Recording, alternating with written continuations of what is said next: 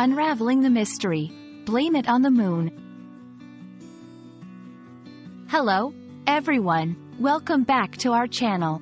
Today, we're diving into a fascinating expression in the English language, blame it on the moon.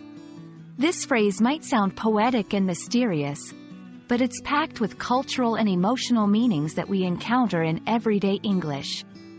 So, buckle up as we explore the depths of this expression and how you can use it to enhance your English communication skills. Let's get started.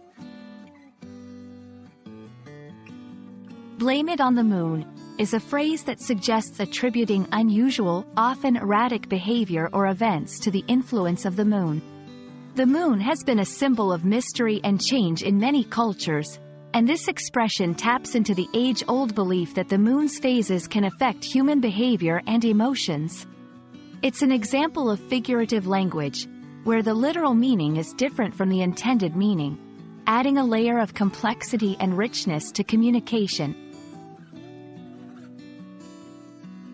Throughout history, the moon has held a significant place in folklore, astrology, and even in some scientific discussions.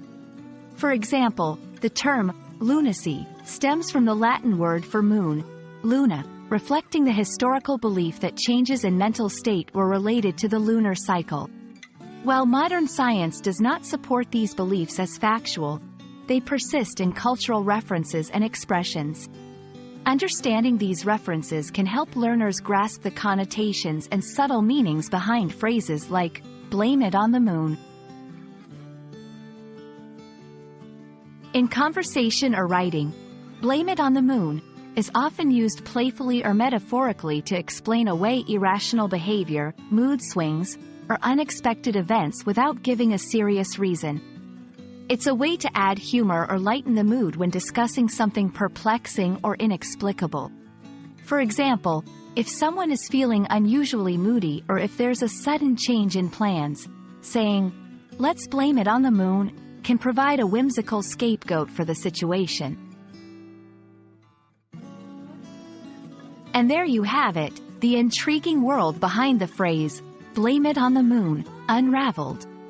It's a beautiful example of how language and culture intertwine, enriching our communication with layers of meaning beyond the literal. We hope this video has shed some light on this expression and perhaps even inspired you to incorporate it into your English vocabulary. Thank you for joining us, and as always, we look forward to exploring more fascinating aspects of the English language together in our next video.